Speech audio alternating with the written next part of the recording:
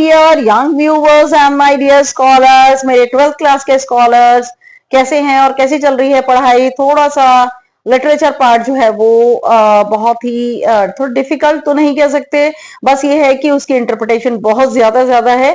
और जितनी ज्यादा इंटरप्रिटेशन का मीनिंग व्याख्या जितनी ज्यादा आप सुनेंगे, जितना ज्यादा एक्सप्लेनेशन सुनेंगे, डिस्क्रिप्शन जितना ज्यादा करेंगे, उतना ज्यादा माइंड क्लियर होगा और उतना एग्जाम के अंदर आप अच्छे से लिख पाएंगे। Okay, yes, you are most welcome in Naya thoughts in English and myself Renu is here. और आज हम करने जा रहे हैं poem number 3, keeping quiet. Okay, keeping quiet written by Pablo Neruda. Pablo Neruda जो है वो पेन नेम है नेफ्टाली रिकार्डो रेयस बसाल्टो, और इनका ये पेन नेम है पाब्लो नेरुडा, और जो कि पैरालिन चिले में इनका बर्थ हुआ था। और नेरुडा की जो पोम है वो बहुत ही इजिली समझ आने वाली होती है, लेकिन उसके अंदर जो इमेजेस बनती हैं वो जो है वो इमेजरी उनके अंदर जो बनती है पोम के अंदर, वो बहुत ही ज्यादा सिग्निफिकेंट है। और जब हम उनकी पोम पढ़ते हैं तो हमारे दिमाग में एक बहुत ही प्यारी सी एक इमेज जो है हर चीज की बनती है, और उसके जो है डुअल मीनिंग जो निकलते हैं वो हमें समझने में थोड़ा टाइम लगता है, लेकिन जब समझ में आ जाते हैं तो बहुत ही अच्छा लगता है। और उस पोम का एसेंस एंड सेंट्रल आइडिया समझकर हमें पता लगता है कि पोम हमारे लिए आज की लाइफ में कितनी इंपॉर्टेंट एंड सिग्निफिकेंट है। तो उन्होंने 1971 में उनको नोबेल प्राइज मिला लिटरेचर के लिए, नेरुडा को। इसके अंदर, इस पोम के अंदर नेरुडा ने क्या बात की है कि जरूरत है the necessity of quite introspection. Introspection का मतलब होता है खुद का निरीक्षण करना, कि हम कहां तक सही है, कहां तक गलत है, हम क्या ठीक कर रहे हैं, क्या हम गलत कर रहे हैं। इंट्रोस्पेक्शन का ये मतलब है आत्मनिरीक्षण। ठीक है, अगर हम कुछ गलत कर रहे हैं हम थोड़ी देर के लिए रुक जाएं, ये जो है पाब्लो नेरुडा ने हमें कहा है।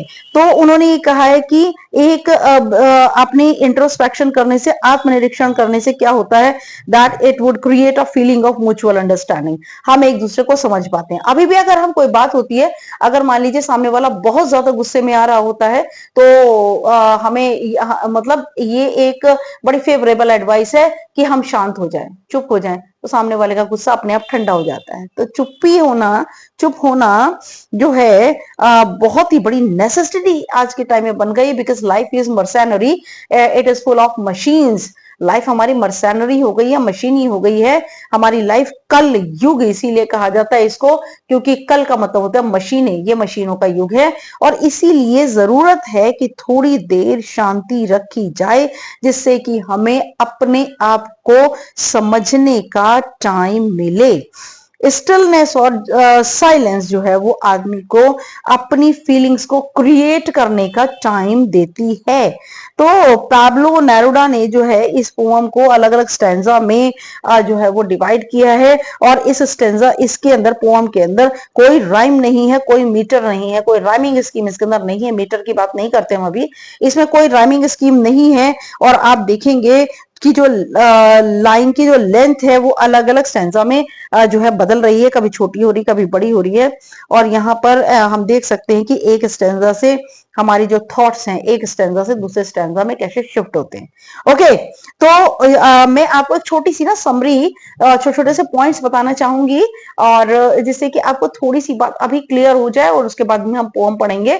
तो पोएम के अंदर ना बहुत जो छोटी छोटी लाइनें दी हुई हैं, उन लाइनों के एक्सप्लेनेशन वास्ट हैं। और मैं आपको एक बात ये बता दूं कि 11th और 12th की पोइट्री, इवन 9th 10th की पोइट्री में भी अगर आप अपना अलग से मीनिंग लगाते हैं तो इट डज नॉट मैटर, इसमें कोई बहुत बड़ी बात नहीं है। एग्जामिनर उसे भी एक्सेप्ट करता है। अगर आपका जो लॉजिक है, जो भी आपने अपना जो एक्सप्रेस अपनी बात को किया है, अगर वो लॉजिकल है तो एग्जामिनर उसके अंदर मार्क्स रोकता नहीं है, बल्कि आपको मार्क्स देता है। ओके, तो इसलिए घबराने की जरूरत नहीं है, अपनी भाषा का दम घोटने की जरूरत बिल्कुल नहीं है। भाषा को, अपनी लैंग्वेज को आप फ्री होकर एक्सप्रेस कीजिए। ठीक है, ग्रामेटिकल मिस्टेक की जहां तक बात है, ठीक है, बच्चे बहुत बहुत ग्रामेटिकल मिस्टेक कमिट करते हैं, बट डोंट वरी, क्योंकि अगर मान लीजिए 5 मार्क्स का वो एक क्वेश्चन है, तो ग्रामेटिकल मिस्टेक या फिर स्पेलिंग का हद से हद भी 1 मार्क करता है। अगर आपका एक्सप्रेशन और कंटेंट बेटर है तो you will get 4 marks. This is what I want to say. Okay, now मैं आपको समरी का जो मामला है वो थोड़ा सा इसमें जो है वो बताती चलती हूँ, समरी में क्या चीज इसमें दिया हुआ है। ओके, तो उसके बाद फिर हम अबाउट द पोएट डिस्कस करेंगे।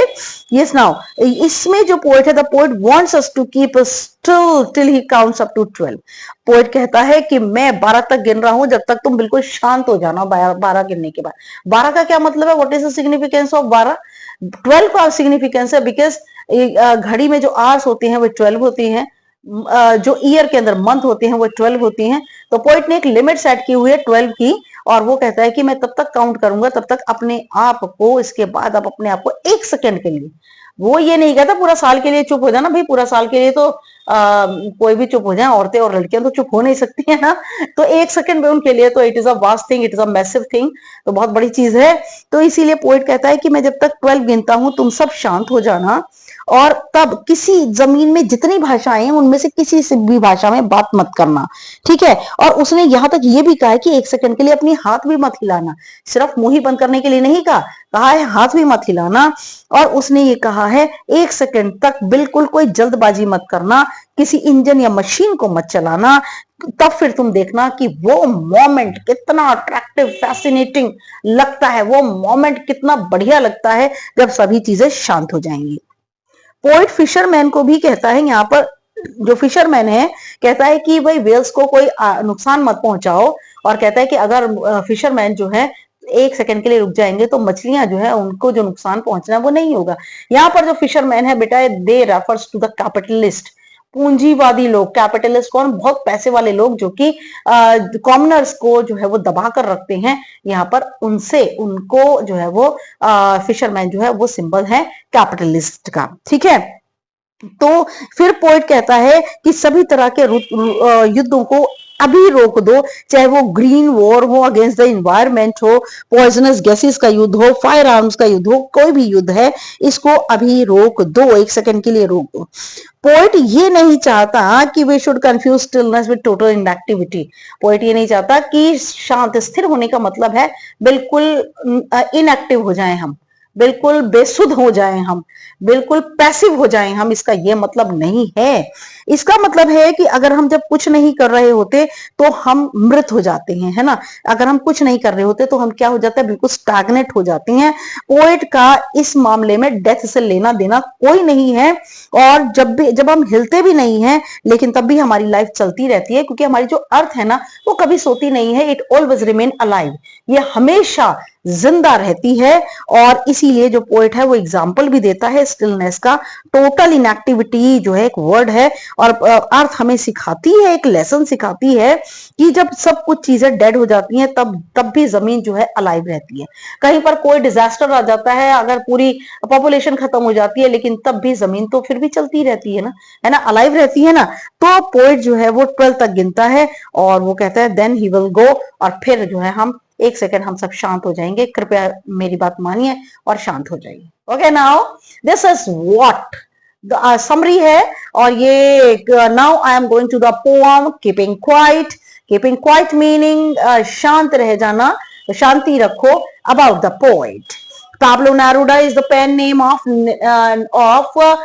Neftali Ricardo Reyes Basalto, who was born in the town of Parral in Chile, और जो कि चिले में इनका बर्थ हुआ था, पैरल के अंदर। नेरुडा's poems are full of easily understood images, और नेरुडा की जो पोम है वो बड़ी आसानी से समझ आने वाली इमेजेस होती हैं, छवि आकृति होती है, which make them no less beautiful, जो कि उसको बहुत ज्यादा कोई खूबसूरती से कम नहीं बनाती, बहुत खूबसूरत बनाती है।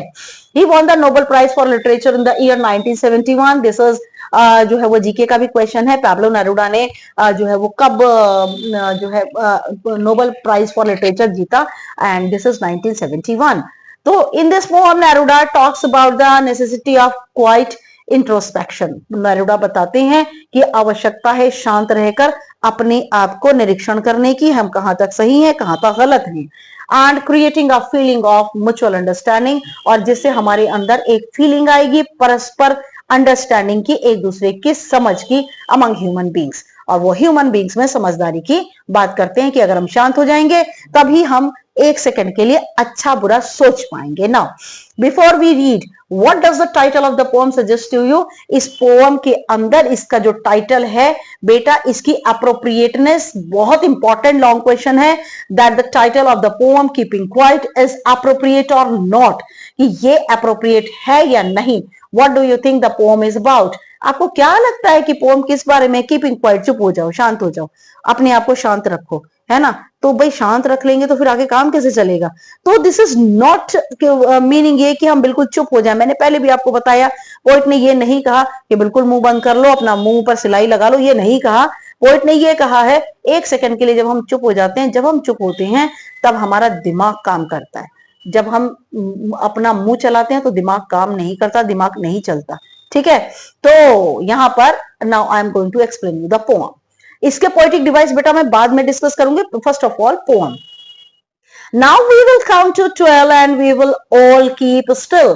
और अब हम गिनेंगे 12 तक और फिर उसके बाद हम सब शांत हो जाएंगे, स्थिर हो जाएंगे। देखिए जरा पोएट ने कितना बढ़िया यहाँ पर एक इमेज दी है कि हम ह्यूमन बीइंग को ये मैसेज दिया है, For once on the face of the earth, और इस जमीन के चेहरे पर से एक बार, let us not speak in any language, आओ किसी भी भाषा में बात ना करें, चाहे हमारी कोई भी भाषा है, इंग्लिश है, फ्रेंच है, स्पेनिश है, हम किसी भी भाषा में बात ना करें। Let us stop for 1 second, और रुक जाए एक सेकेंड के लिए, ज्यादा समय नहीं मांग रहा, सिर्फ एक सेकेंड मांग रहा है। And not move our arm so much, और हम अपनी बाजुओं को भी ना हिलाएं।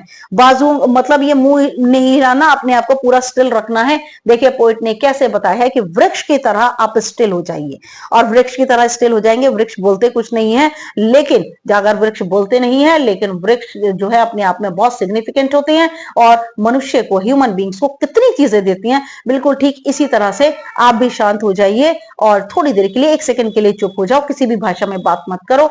यहां पर not move our arm so much, यह आर्म्स जो है बेटा, हमारे आर्म्स क्या होते हैं? आर्म्स एंड एम्यूनेशन, हमारे अस्त्र शस्त्र हैं। आर्म्स का मतलब यहाँ बाजुएं हिलाने का से मतलब तो है, यहाँ पर अस्त्र और शस्त्र भी हैं। यहाँ पर ये पोएटिक डिवाइस है जो कि अभी आपको डिस्कस करूंगी मैं, कि not move our arms so much, और अपने अस्त्रों शस्त्रों को हिलाना जुलाना बंद कीजिए, अपनी बाजुओं को हिलाना जुलाना बंद कीजिए। वृक्ष की तरह हो जाइए जो कि फ्रूट देता है, बहुत सारी चीजें देता है, शेल्टर देता है। बिल्कुल ठीक ऐसे हो जाइए। It would be an exotic moment, exotic क्या? शानदार क्षण होगा वो।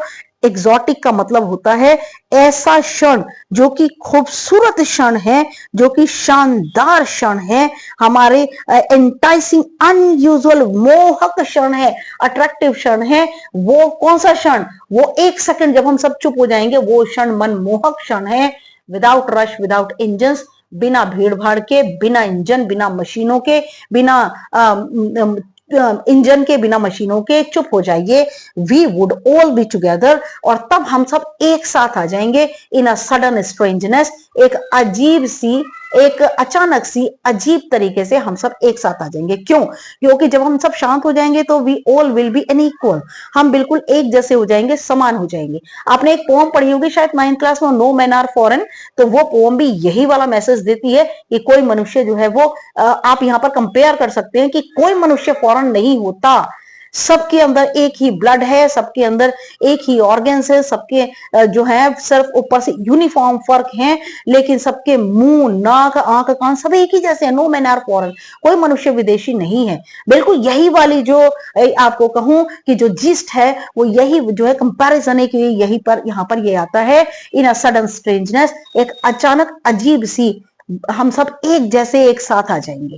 Okay now, fisherman in the cold sea, मछुआरे ठंडे समुद्र के अंदर would not harm whales. Request करता है पोएट कि वेल्स जो मछलियां हैं, मछुआरों से कहता है ठंडे पानी के समुद्र में वेल्स को नुकसान मत पहुंचाओ।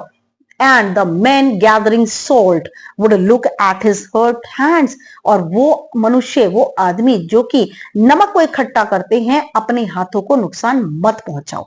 देखिए पोएट जो है बहुत ही ज्यादा वरिड भी है उन लोगों के लिए जो इतनी मेहनत करते हैं, जिनके हाथ पे दूसरे लोगों के लिए भोजन जुटाने में अपने आप को, अपने शरीर को गला देते हैं, अपने शरीर को इतनी ज्यादा सफरिंग देते हैं, माइजरी देते हैं, उनसे भी कहता है कि अपने आप को नुकसान मत पहुंचाओ। या फिशरमैन जो है बेटा, जो फिशरमैन है, मैं आपको बता दूं कि that they are the capitalist. जो फिशरमैन है, this phrase indicates that in that moment of the silence many innocent lives will be spared. कि जब वो सब शांत हो जाएंगे तो बहुत, अगर जब हम सब शांत हो जाएंगे, हमारे युद्ध शांत हो जाएंगे, मछुआरे मछली पकड़ना बंद कर देंगे, या लोग एक दूसरे को मारना पीटना बंद कर देंगे, ग्रीन जो है वो जो युद्ध है, हमारी वेजिटेशन के खिलाफ जो युद्ध है, उसको पेड़ों को काटना, डिफॉरेस्टेशन का जो काम है, ये सब कुछ बंद हो जाएगा, तो बहुत सारी जो लाइव्स हैं वो स्पेयर हो जाएंगी, वो बच जाएंगी। तो यहाँ पर जो फिशरमैन है, वो वेल्स बेचारी इनोसेंट हैं, और अगर वो उन एक सेकंड के लिए अपने हाथ रोक लेंगे, वेल्स को नहीं मारेंगे, तो वो अपने कामों के बारे में सोचेंगे। सिंबॉलिकली यहाँ पर सिंबल, प्रतीक है, फिशरमैन जो है रिप्रेजेंट करते हैं कैपिटलिस्ट को, पूंजीवादी लोगों को, जिनके पास इकट्ठा पैसा होता है, और द ऑप्रेसर और द पीपल, वो लोग जो कि शोषण करने वाले, जो लोग पावर के अंदर होते हैं। जबकि वेल्स जो है वो रिप्रेजेंट करती है उन कॉमन लोगों को और उन पीड़ितों को जो कि बहुत कमजोर हैं, है ना। तो पोएट जो है यहाँ पर ये बताता है कि एक सेकंड चुप होकर के हम ये सोच पाएंगे कि हम दूसरे लोगों को का शोषण क्यों करें, अगर हम उनकी जगह होते तब क्या होता। This is what, okay. Now those who prepare green Wars, जो लोग हरा युद्ध, हरे पेड़ों के खिलाफ युद्ध छेड़ते हैं, मतलब पेड़ों की कटाई करना, पौधों की कटाई करना, या एटॉमिक बम बनाना, न्यूक्लियर बम बनाना, जिससे कि जमीन क्या नीचे तक, फुटों तक, बहुत गहराई तक पेड़ पौधे, इन सब की जितनी जो ओरिजिन है, ये तक भी खत्म हो जाते हैं। तो इन युद्धों को, those who prepare green Wars, वो लोग जो कि हरे पेड़ों के विरुद्ध युद्ध छेड़ते हैं, वॉर्स विद गैस, जो कि गैस के साथ युद्ध करते हैं, वॉर्स विद फायर, आग को लेकर युद्ध करते हैं, victory with no survivors, victory, हम जीत जो जाते हैं, पर जीतने का मतलब क्या हुआ कि जब सर्वाइवर ही कोई नहीं हुआ, जीवित रहने वाला ही कोई नहीं हुआ, तो हमारी विक्ट्री का, हमारी जो विक्ट्री है, हमारी जो जीत है, does not have any meaning, that it is meaningless, that it is worthless. हमारी जीत बेकार है जब सर्वाइवर ही नहीं बचे हैं, जीने वाले ही नहीं बचे हैं। Would put on clean clothes, आओ हम साफ सुथरे कपड़े पहने, and walk about with their brothers, और हम अपने उनके भाइयों के साथ हम चलें। वो सब के सब जो बिल्कुल चुप हैं, सब एक जैसे हो रहे हैं, तो यहाँ पर आओ साफ कपड़े पहने और उनके साथ चलें। इन द शेड, उस छाया में, डूइंग नथिंग, ऐसी छाया जो बहुत शांति की छाया है, पीसफुल जो कि शेड है, डूइंग नथिंग, कुछ ना करते हुए आओ सबके साथ चलें। What I want should not be confused with total inactivity, जो कुछ भी मैं चाहता हूं ना, उससे आप परेशान मत हो ना, उसका मतलब टोटल इनएक्टिविटी, पूरी तरह से पैसिविटी नहीं है, पूरी तरह से निश्चलता, शांत होना नहीं है, सोना नहीं है। इनएक्टिविटी का मतलब ये नहीं कि हम एक्टिव हैं और पैसिव हो जाए, इसका ये मतलब नहीं है कि मैं ये नहीं कहता कि तुम कुछ मत करो, का मतलब है कि टोटल इनएक्टिविटी का मतलब नहीं है। Life is what it is about, जिंदगी का वही मतलब है जो ये है। I want no truck with death, death के साथ में मेरा कोई एसोसिएशन नहीं है, डेथ के साथ मेरा कोई लेना देना नहीं है। मैं ये, डेथ का मतलब ही बेटा इनएक्टिविटी होता है, लेकिन मेरा मतलब मृत्यु नहीं है। मृत्यु भी चलती है, लाइफ भी चलती है, बर्थ भी चलता है, सब कुछ चलता रहता है हमारी लाइफ में। Time is the greatest wheel, समय जो है एक बहुत बड़ा चक्र है, और ये सब कुछ चलता रहता है, और किसी के मरने से इनएक्टिविटी नहीं आती। हमारी लाइफ इट मूव्स ऑन, चलती रहती है। If we were not so single minded, और अगर हम एक तरफा दिमाग के नहीं है about keeping our life moving, और हम अपनी लाइफ को जो है चलाते रहते हैं, and for once could do nothing, और सिर्फ एक बार के लिए जब कुछ नहीं करते, perhaps a huge silence might interrupt this sadness, और शायद ये शांति बाधा डाल दे हमारी इस सैडनेस को, हमारे इस दुख में, शायद हमारे दुख को ये साइलेंस, ये शांति हमारे दुख को कुछ कम कर दे। जब हम शांत हो जाएंगे, बिल्कुल बोलेंगे नहीं, तो हम एक दूसरे के साथ आ जाएंगे, हम एक दूसरे का दुख बांटेंगे, तो हमारा दुख कम होगा। ये मीनिंग है। What is the meaning of this line is कि if we will be silent and we would not talk, then our mind will be sane, that our mind will be single minded, we all will become the single minded people and our life will move on.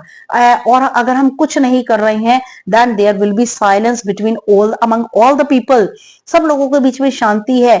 और क्या होगा, हम सब एक दूसरे को देखेंगे, एक दूसरे के बारे में एक सेकंड के लिए सोचेंगे, हमारा दुख कम होगा। of never understanding ourselves and of threatening ourselves with death, और हम दुख में कब भरते हैं, ऑफ नेवर अंडरस्टैंडिंग, हमारी समझ कब काम नहीं करती है और कब हम अपनी जिंदगी को थ्रेटनिंग, खतरनाक समझने लगते हैं, जब हम मृत्यु के बारे में सोचते हैं। आवर सेल्फ विद डेथ, जब हम डेथ के बारे में सोचते हैं ना, तब क्या होता है कि जब हम अपनी डेथ के बारे में सोचते हैं, तब हम अपने आप को क्या करते हैं, हम अपने आप को जो है वो बहुत ही ज्यादा ऐसा लगता है हमें जैसे कि हम जो है मृत्यु हमारी आने वाली है और हम दुखी हो जाते हैं और हम अपनी लाइफ को थ्रेटनिंग समझने लगते हैं, फुल ऑफ सैडनेस समझने लगते हैं। Now perhaps the earth can teach us, शायद ये बात धरती हमें सिखा सकती है। और धरती हमें क्या सिखा सकती है, धरती हमें सिखा सकती है as when everything seems dead, कि जब सब कुछ मृत लगता है, जब हम सब लोग रात के समय सो जाते हैं, तो क्या हम मर जाते हैं तो पृथ्वी चलती नहीं है? नहीं। The earth gives the great lesson, earth एक बहुत महान लेसन देती है, and later proves to be alive, और व्हेन एवरीथिंग सीम्स डेड, जब सब कुछ मरा हुआ मृत लगता है, एंड लेटर और बाद में प्रूव्स टू बी अलाइव, बाद में ऐसा लगता है सब कुछ जीवित है। हमारे सोने के बाद, मरने के बाद भी धरती चलती रहती है। Now I will count up to 12, अब मैं 12 तक गिनूंगा, and you keep quiet and I will go, और मैं 12 तक गिनूंगा, शांत रहने को कहूंगा, फिर वह चला जाएगा। फिर वह चला जाएगा, कौन चला जाएगा, कि फिर एक सेकंड जो है वो चला जाएगा, और लोग उस एक सेकंड की चुप्पी के अंदर, कीपिंग क्वाइट के अंदर जो कुछ भी सोचेंगे, that will be very much valuable, वो इतना ज्यादा वैल्यूएबल होगा, कि इतना ज्यादा रिलेवेंट होगा, जिससे कि आप बहुत कुछ बातें समझ पाएंगे। Okay, yes, my dear young viewers and my dear scholars, this is the explanation. एक मैंने फ्रेज को भी जो है वो एक्सप्लेन किया है, लेकिन यंग स्कॉलर्स अब हम करेंगे इसके पोएटिक डिवाइसेस जो है वो हम यहाँ पर डिस्कस करते हैं। पोएटिक डिवाइसेस बहुत जरूरी है, इसके लिए एक अलग से जो है बनाने की जरूरत नहीं, क्योंकि अब आप 12th में हैं, पोएटिक डिवाइसेस को अच्छे से जो है वो समझ पाते होंगे। ओके, नाउ पोएटिक डिवाइसेस जो है यहाँ पर हम देख लेते हैं। सबसे पहले तो जो पोएटिक डिवाइस आता है दैट इज एलिट्रेशन, और एलिट्रेशन आप यहाँ पर आइए और देखिए, यहाँ पर एलिट्रेशन में देखिए, यहाँ पर just a minute, just okay, देखिए यहाँ पर वी विल, जस्ट जरा इसे हटा दें तो हम, है ना, yes, now we will count to 12 यहाँ पर, and we will all keep still. यहाँ आप देख सकते हैं वी विल, देखिए यहाँ पर वी विल और यहाँ पर वी विल, है ना, तो यहाँ पर वी विल और वी विल क्या है, यहाँ पर क्या हैंगे, एलिट्रेशन। ओके, वी और वी डब्ल्यू डब्ल्यू से स्टार्ट हो रहा है, और अगर आप ये कहें ना तो यहाँ पर एलिट्रेशन है। ओके ओके, दोनों लाइन के अंदर एलिट्रेशन। ओके, नाउ अब मैं आपको फिर बता दूं एलिट्रेशन और कहां पर है। आइए यहाँ पर विदाउट और विदाउट, देखिए यहाँ पर विदाउट और विदाउट, यहाँ पर ये रिपीटिशन अगर आप कहें तो ज्यादा बेटर है, क्योंकि रिपीटिशन में दो वर्ड एक जैसे आते हैं। ओके, रिपीटिशन है यहाँ पर, सडन स्ट्रेंजनेस के अंदर एलिट्रेशन है। ठीक है, यहाँ पर इन अ सडन स्ट्रेंजनेस, एस और एस से स्टार्ट है, दिस इज एलिट्रेशन। मैं यहीं पर ही अभी एक और आपको बताती हूं, जैसे कि आप यहाँ पर काउंट करना और स्टिल, ये दोनों वर्ड एक दूसरे के ऑपोजिट है, तो यहां पर है एंटीथीसिस। ओके, यहां पर है बेटा एंटीथीसिस। एंटीथीसिस में क्या होता है, जब एक ही स्टेंजा के अंदर दो ऑपोजिट वर्ड आ जाते हैं। ओके, अब हम चलते हैं, नेक्स्ट हम आते हैं आगे। ओके, देखिए, आ जाइए, यहां पर आ जाइए, यहां पर अगेन विदाउट विदाउट विदाउट हो गया, जस्ट अ मिनट, फिर आइए यहाँ पे सडन, देखिए यहाँ पर ये जो फिशरमैन है, they are the symbol of capitalist. यहाँ पर फिशरमैन किसका सिंबल है? तो यहाँ पर हमारा हो गया सिंबोलिज्म। ओके, सिंबोलिज्म में ये प्रतीक हैं, और यहाँ पर जो वेल्स हैं वो है कॉमनर्स, कॉमनर्स या विक्टिम्स, इनका जो है वो प्रतीक है। ठीक है, सिंबल है यहाँ पर। अब यहाँ पर आ जाइए, हर्ट हैंड्स, एच और एस से शुरू हुआ है, दैट इज एलिट्रेशन। पूरा नहीं लिख रही हूं, आप अच्छे से समझदार हैं, आपको अच्छे से समझ आएगा। फिर यहाँ पे देखिए, ये his hurt hands, H H और एच, अगेन एलिट्रेशन। तो एलिट्रेशन कहां कहां पर हुआ? एलिट्रेशन यहाँ पर हुआ हिज हर्ट हैंड्स के अंदर, एलिट्रेशन है यहाँ पे। ओके, नाउ आइए हम नेक्स्ट पर चलते हैं। हम नेक्स्ट आ जाइए, यहाँ पर आइए, वॉर्स विद गैस, एंड ये देख सकते हैं वॉर्स विद गैस। ये देखिए, just a minute, Wars Wars Wars और वॉर्स रिपीटिशन हो रही है, गैस की भी रिपीटिशन, गैस एक ही बार आया, वॉर्स की रिपीटिशन हो रही है, तो यहाँ पर जो है वो गैस जो है यहाँ रिपीटिशन है यहाँ पे। ओके, यहाँ क्लीन क्लोज जो है, सी और सी से आ रही है यहाँ पे साउंड, तो यहाँ पर ये है एलिट्रेशन। ओके, तो नेक्स्ट पर आ जाइए, आप लास्ट पर हम आ जाते हैं। आइए लास्ट पर आइए, बिल्कुल लास्ट पर आ जाइए। यहां पर देखते हैं हम, देखिए लास्ट में, देखिए एक ही पैसेज के अंदर डेड और अलाइव, ये क्या हुआ? ये हुआ एंटीथीसिस। ओके, जब भी एक ही स्टैंजा के अंदर दो ऑपोजिट वर्ड आ जाते हैं, दैट इज एंटीथीसिस। ओके, तो यहां पर पन जो है वो है एक बहुत इंपॉर्टेंट, जिसको कि हम श्लेष अलंकार कहते हैं। यहां पर पन मैं आपको बता देती हूं, देखिए यहां पे, ये देखिए, नॉट मूव आवर आर्म्स, पन का मतलब होता है जब एक ही वर्ड के साथ दो दो तीन तीन मीनिंग जुड़े हुए होते हैं। यहां पर आर्म्स का मतलब हमारी बाजुएं भी हैं, और आर्म्स का मतलब जो है असला है, एम्यूनिशन, अस्त्र शस्त्र। तो यहां पर ये हुआ PUN, पन। ओके, तो ये हुए इसके main poetic devices. Yes, now my dear young viewers, and thanks for watching my video, and अगर आपको कोई भी कंफ्यूजन आती है, आप मुझे कमेंट कर सकते हैं। I will explain you each and everything in your comment। कोई भी कंफ्यूजन अगर आपको आती है, आप कमेंट कर सकते हैं, मैं एक्सप्लेन कर दूंगी आपको। और again thank you for watching, and please, it is my new channel, इसको सब्सक्राइब करना बिल्कुल मत भूलिएगा। लाइक तो आप कर ही देंगे, और मुझे पता है शेयर भी करेंगे आप, और कमेंट करना तो बिल्कुल मत भूलिएगा। और नेक्स्ट वीडियो तक के लिए good luck and good bye.